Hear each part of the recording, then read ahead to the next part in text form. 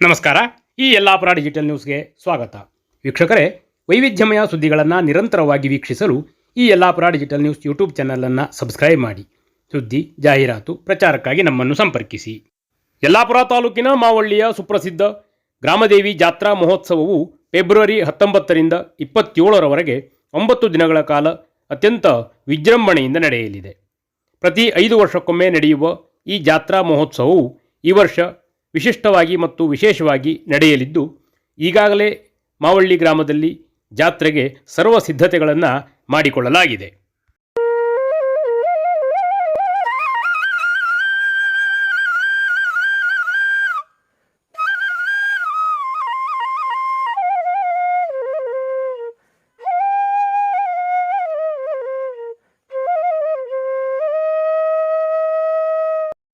ನಯನ ಮನೋಹರ ಪ್ರಕೃತಿಯ ಮಧ್ಯದಲ್ಲಿ ವಿರಾಜಮಾನರಾದ ಗ್ರಾಮದೇವಿಯರ ಜಾತ್ರೆಯನ್ನು ಕಣ್ತುಂಬಿಸಿಕೊಳ್ಳಲು ಭಕ್ತರು ಸಹ ಕಾತುರದಿಂದ ಕಾಯುತ್ತಿದ್ದಾರೆ.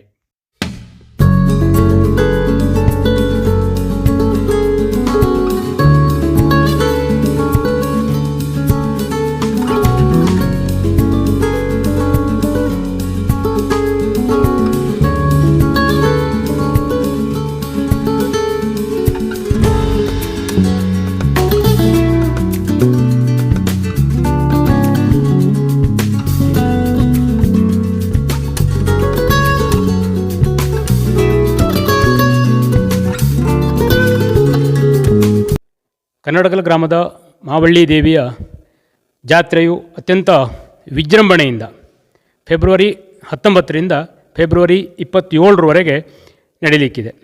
9 ದಿನಗಳ ಕಾಲ ನಡೆಯುವಂತಹ ಈ ಜಾತ್ರೆಗೆ ರಾಜ್ಯದ ನಾನಾ ಭಾಗಗಳಿಂದ ಸಾವಿರಾರು ಭಕ್ತರು ಆಗಮಿಸುತ್ತಾರೆ. ಈ ದೇವಾಲಯಕ್ಕೆ ಅತ್ಯಂತ ಐತಿಹಾಸಿಕವಾದಂತಹ ಮಹತ್ವವಾದಂತಹ ಒಂದು ಹಿನ್ನೆಲೆ ಇದೆ. ಈ ಹಿನ್ನೆಲೆಯಲ್ಲಿ ನಾವು ಇವತ್ತು ಈ ದೇವಸ್ಥಾನದ ಐತಿಹ್ಯದ ಬಗ್ಗೆ ಹಾಗೂ ಈ ಜಾತ್ರೆಯ ಬಗ್ಗೆ ಈ ದೇವಾಲಯದ ಪ್ರಮುಖರಾದಂತಹ ಗುರುಪಾದಯ್ಯ ನಂದುಳಿಮಠ ಅವರಿಂದ ಮಾಹಿತಿಯನ್ನು ಕೇಳೋಣ. ಭಕ್ತ ಸಮೂಹದ ಎಲ್ಲರಿಗೂ ಹೃತ್ಪೂರ್ವಕವಾದಂಥ ಕೋಟಿ ಕೋಟಿ ನಮಸ್ಕಾರಗಳು. ನಾನು ಗುರುಪಾದಯ್ಯ ಸಂಗಯ್ಯ ನಂದುಳಿಮಠ, ಈ ಮಾವಡಿ ಗ್ರಾಮದ ಕನ್ನಡಗಲ್ ಗ್ರಾಮದ ಮಾವಡಿ ಶ್ರೀ ಗ್ರಾಮದೇವಿ ದೇವಸ್ಥಾನದ ನಾವು ಮೇನ್ ಟ್ರಸ್ಟಿ ಆಗಿದ್ದು, ಈ ದೇವಸ್ಥಾನದ ಇದು ನಮ್ಮ ತಲೆಮಾರಿನ ಅಂದರೆ 1984ರಿಂದ ಪ್ರಾರಂಭವಾದಂಥ 5 ವರ್ಷಕ್ಕೊಮ್ಮೆ ಜರುಗುವ ಈ ಮಹಾಕಾಳಿ ಮತ್ತು ಮಹಾದುರ್ಗೆಯ ಉತ್ಸವ ಮೂರ್ತಿಗಳಾದ ಗ್ರಾಮ ದೇವತೆಯ ಜಾತ್ರೆಯನ್ನು ಪ್ರತಿ 5 ವರ್ಷಕ್ಕೊಮ್ಮೆ ನಾವು ಮಾಡ್ತಾಯಿದ್ದೇವೆ, ಉತ್ಸವವನ್ನು ಮಾಡ್ತಾಯಿದ್ದೇವೆ. ಇದಕ್ಕೆ ನಾವು ಈ 5 ವರ್ಷಕ್ಕೊಮ್ಮೆ ಇದು 9ನೇ ಜಾತ್ರೆ ಆಗಿದ್ದರಿಂದ, ಅಂದರೆ 45ರಿಂದ 50 ವರ್ಷದ ಈ ಮಧ್ಯಂತರದಲ್ಲಿ ಹಿನ್ನೆಲೆಯಿಂದ ನಮ್ಮ ತಲೆಮಾರಿನಿಂದ ಮಾಡ್ತಾಯಿದ್ದೇವೆ.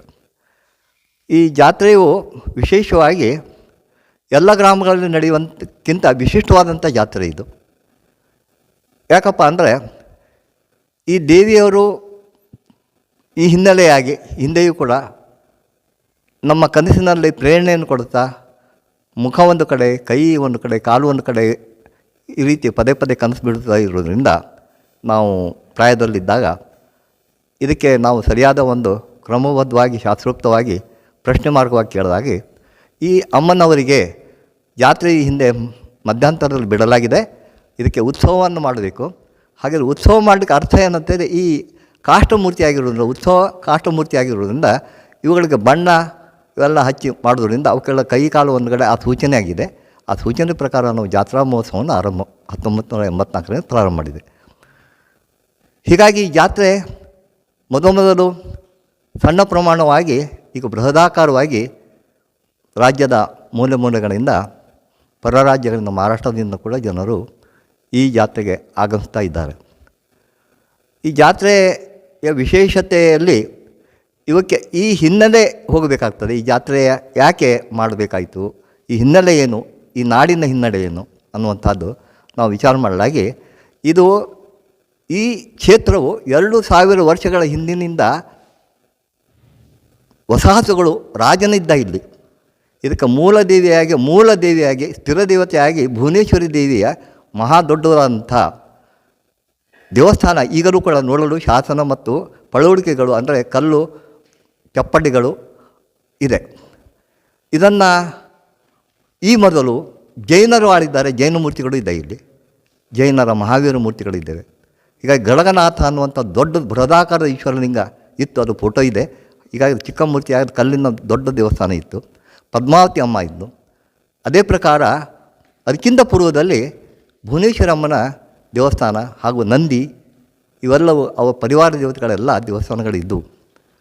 ಹೀಗಾಗಿ ಇದಕ್ಕೆ ನಾವು ಕೇಳಲಾಗಿ ಇದಕ್ಕೆ ಒಬ್ಬ ರಾಜನು ಒಂದು ಕುದುರೆಯಿಂದ ಒಂದು ಹಗಲು ಒಂದು ರಾತ್ರಿ ಸುತ್ತಾಕಿದಾಗ 3 ಜಿಲ್ಲೆಗಳಷ್ಟು ಸುತ್ತುವರೆದಾಗ ಒಂದು ಸುತ್ತಾಗ್ತಿತ್ತು ಅಂತ ಈ ಪ್ರಶ್ನೆ ಮಾರ್ಗವಾಗಿ ತಿಳಿದು ಬಂದಿದೆ ನಮಗೆ ಅಷ್ಟಮಂಗಳ ಪ್ರಶ್ನೆಯಲ್ಲಿ.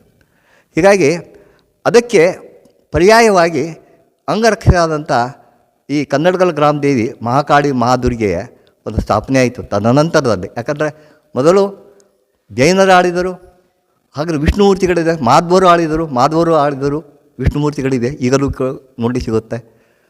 ಅದು ನಂತರ ತದನಂತರ ಶೈವರು ಆಳಿದರು, ಈಶ್ವರಲಿಂಗ ಮತ್ತು ಬಸವಣ್ಣ ಇವುಗಳು ಪಳವಿಕೆಗಳು ಸಿಗುತ್ತವೆ. ನಾಗರ ಬನವಿದೆ. ಹೀಗಾಗಿ ಇತರೆ ಇವರು ಗಡಿ ದೇವತೆಗಳಿದ್ದಾವೆ, ಬ್ರಹ್ಮರಾಕ್ಷಸ, ನಾಸ ಹಾಗೂ ನಾಗದೇವತೆ, ನಾಗಬನ, ಭೈರವ ಹಾಗೂ ಹುಲ್ಲು ದೇವರು ಇವೆಲ್ಲ ಗಡಿ ದೇವತೆಗಳಾಗಿ ಇಂದಿಗೂ ನಾವು ಕಾಣಬಹುದು. ಅದಕ್ಕೆ ವರ್ಷಕ್ಕೊಮ್ಮೆ ನಾವು ಗಡಿ ಬಲಿಯನ್ನು ಕೊಡ್ತೇವೆ ಗಡಿ ರಕ್ಷಕರಾಗಿ. ಆ ಗಡಿಗೆ ಯಾಕೆ ಬಲಿ ಕೊಡಬೇಕಂತ ಹೇಳಿದರೆ ಖಾಲಿ ಚೆರು ಬಲಿಯಿಂದ ಕೊಡ್ತೇವೆ, ಮೊದಲೇ ಪ್ರಾಣಿ ಬಲಿಯಿಂದ ಕೊಡ್ತಾಯಿದ್ದರು. ಹೀಗಾಗಿ ಆ ಚೆರು ಬಲಿಯಿಂದ ಕೊಟ್ಟಾಗ ಪ್ರಧಾನ ದೇವತೆ ಆದಂಥ ಶಕ್ತಿ ಆ ರಕ್ಷಣೆ ಸಿಗೋದ್ರಿಂದ, ಪ್ರಧಾನ ದೇವತೆಗಳಿಗೆ ಶಕ್ತಿ ಬರುವುದರಿಂದ, ದುಷ್ಟಶಕ್ತಿಗಳ ನಿಗ್ರಹ ಅಲ್ಲೇ ಇರುವುದರಿಂದ ಶಿಷ್ಟ ಒಳ್ಳೆಯ ದೇವತೆಗಳ ಶಕ್ತಿ ಅಂದರೆ ಈ ಗ್ರಾಮ ದೇವತೆಯ ಶಕ್ತಿ ವರ್ಧಿಸ್ತಾ ಇದೆ. ನಾವು ಕಾಲಕ್ಕೆ ಇದನ್ನು ನಡೆಸ್ಕೊಳ್ತಾ ಬಂದಿದ್ದೇವೆ. ಈ ಇಮಾರತಿಯನ್ನು ಕಾರಣ 12 ವರ್ಷಗಳ ಹಿಂದಿನಿಂದ ಕಟ್ತಾ ಬಂದು ಈ ರೀತಿಯಾಗಿ ಈ ದೇವಸ್ಥಾನ ಮೂಲ ದೇವಸ್ಥಾನವನ್ನು ಹೊಸದಾಗಿ ಕಟ್ಟಿದ್ದೇವೆ. ಮೂಲ ದೇವಸ್ಥಾನದ ಸ್ಥಳದಲ್ಲಿಯೇ ಇದಕ್ಕೆ ನಮ್ಮ ಮನೆತನದಿಂದ 2.5 ಎಕರೆ ಜಮೀನನ್ನು ಪೂಜಾ ವಿನಿಯೋಗಕ್ಕೆ ಹಾಗೂ ಈ ಸ್ಥಾನದಲ್ಲಿರುವಂಥ ಸ್ಥಾನ ಅಜಮಾಸ ಒಂದು 20 ಗುಂಟೆಯಷ್ಟು ಜಾಗವನ್ನು ಇದಕ್ಕೆ ಮೀಸಲಾಗಿ ಇಟ್ಟಿದ್ದೇವೆ. ಹಾಗಿದ್ದರೆ ಈ ದೇವತೆಗಳಿಗೆ ವಿಶೇಷವಾದಂಥ ನಾವು ಏನನ್ನು ಕೇಳ್ತೇವೆ, ಇದು ಹಳ್ಳಿ ಅಂದರೆ ಖಾಲಿ ಹುಲ್ಲಿನ ಮನೆಗಳಾಗಿದ್ದು ಅತಿ ಕಡು ಬಡವರು ಕೂಲಿ ಮಾಡಿಕೊಂಡು ಊಟ ಮಾಡುವಂಥ ಪರಿಸ್ಥಿತಿಯಲ್ಲಿತ್ತು.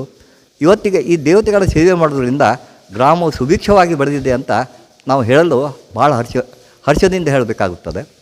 ಹಾಗೂ ನಮ್ಮೆಲ್ಲರ ಕಾರ್ಯ ಸಾಧನೆಗಳು ಈ ಅಮ್ಮನವರಲ್ಲಿ ಪ್ರಾರ್ಥನೆ ಮಾಡಿದಾಗ ಅವಳು ಹೂವಿನ ಮೂಲಕ ಕೊಡುವ ಮೂಲಕ ಇವತ್ತಿಗೂ ಕೂಡ ನಮ್ಮ ಇಷ್ಟಾರ್ಥ ಸಿದ್ಧಿಯನ್ನು ಕೊಡುವಂಥ ದೇವತೆಗಳಾಗಿ ಎಲ್ಲರಿಗೂ ತಾವು ಏನು ಮುಖ್ಯ ಸಮಸ್ಯೆಯಿಂದ ಬಿಡುಗಡೆ ಮಾಡುವಂಥ ಶಕ್ತಿ ದೇವತೆಯಾಗಿ ಈವರೆಗೂ ಬೆಳೆದಿದ್ದಾಳೆ.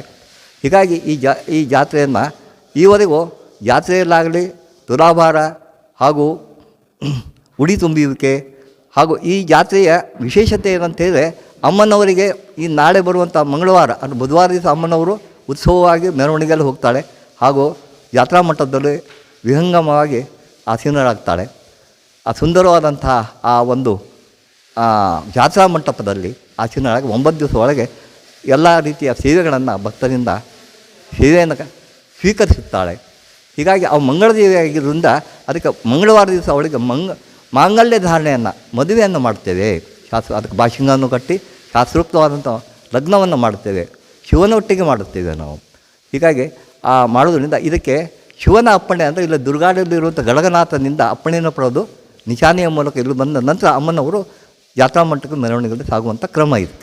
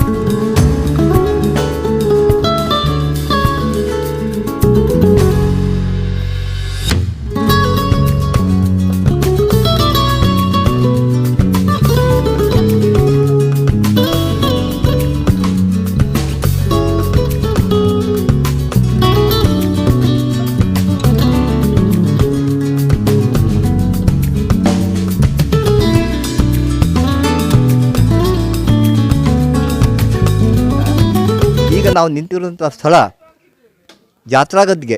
ಇದು ಬಹಳ ಶತಮಾನಗಳಿಂದ ಈ ಜಾತ್ರಾ ಗದ್ದಿಗೆ ಇಲ್ಲೇ ಉತ್ಸವ ಆಗ್ತಾಯಿತ್ತು. ಅದನ್ನು ಗುರುತಿಸಿ ಪುನಃ ನಮ್ಮ ಕಾಲದಲ್ಲಿ ಈ ಜಾತ್ರಾ ಗದ್ದಿಗೆಯನ್ನು ಹೊಸದಾಗಿ ನಿರ್ಮಾಣ ಮಾಡಿ ಒಂದು ವ್ಯವಸ್ಥಿತ ರೂಪದಲ್ಲಿ ತರುವ ಪ್ರಯತ್ನ ಮಾಡ್ತಾಯಿದ್ದೇವೆ. ಈ ಜಾತ್ರಾ ಗದ್ದಿಗೆಯಲ್ಲಿ 9 ದಿವಸ ವಿರಾಜಮಾನವಾಗಿ ಅಮ್ಮನವರು ಕುಳಿತುಕೊಂಡು ಭಕ್ತರ ಸೇವೆಯನ್ನು ಪ್ರತಿನಿತ್ಯ ಮಾಡ್ತಾರೆ. ಅದೇ ರೀತಿಯಾಗಿ ಈ ಜಾತ್ರೆದ ಉತ್ಸವದ ಅಂಗವಾಗಿ ಪ್ರತಿನಿತ್ಯ ಅನ್ನದಾಸೋಹ ಇಟ್ಟಿದ್ದೇವೆ.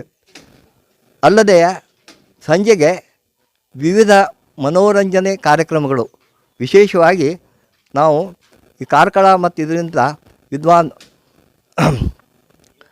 ಈ ಗಣಪತಿ ಭಟ್ರಿಂದ ಈ ಇದನ್ನು ಏನಂದರೆ ಧರ್ಮ ಜಾಗೃತಿ ಹಾಗೂ ಕೀರ್ತನೆಯನ್ನು ಇಟ್ಟಿದ್ದೇವೆ. ಅಲ್ಲದೆ ಸಂಜೆ ಹೊತ್ತಿಗೆ ಪ್ರತಿ ಶಾಲೆಯ ಮಕ್ಕಳಿಂದ ಸಂಗೀತ ಹಾಗೂ ಭಕ್ತಿ ಸಂಗೀತ ಹಾಗೂ ನೃತ್ಯ, ಭರತನಾಟ್ಯ ಪ್ರತಿನಿತ್ಯ 7ರಿಂದ 9ರವರೆಗೆ, 9ರ ನಂತರ ಯಕ್ಷಗಾನ ಹಾಗೂ ನಾಟಕಗಳು, ಪ್ರತಿನಿತ್ಯದ ನಾಟಕ ಹಾಗೂ ರಸಮಂಜರಿಯನ್ನು ಕೊನೆಯಲ್ಲಿ ಇಟ್ಟಿದ್ದೇವೆ. ಈ ಬಾರಿ ಜಾತ್ರಾ ಗದ್ದುಗೆಯನ್ನು ಅತ್ಯಂತ ಆಕರ್ಷಕವಾಗಿ ನಿರ್ಮಿಸಲಾಗುತ್ತಿದೆ.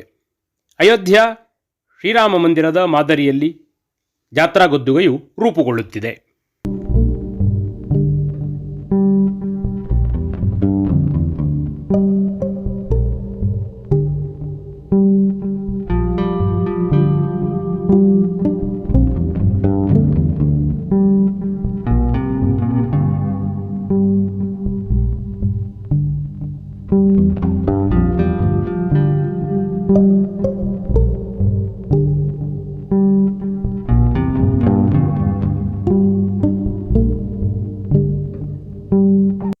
ಮಾವಳ್ಳಿಯಲ್ಲಿ ಜಾತ್ರಾ ಮಹೋತ್ಸವದ ಸರ್ವ ಸಿದ್ಧತೆಗಳು ಸಂಪೂರ್ಣಗೊಂಡಿದ್ದು ಜಾತ್ರೆಗೆ ಕ್ಷಣಗಣನೆ ಆರಂಭವಾಗಿದೆ. ಜಿಎನ್ ಭಟ್ ತಟ್ಟಿಗದ್ದೆ, ಈ ಯಲ್ಲಾಪುರ ಡಿಜಿಟಲ್ ನ್ಯೂಸ್, ಯಲ್ಲಾಪುರ.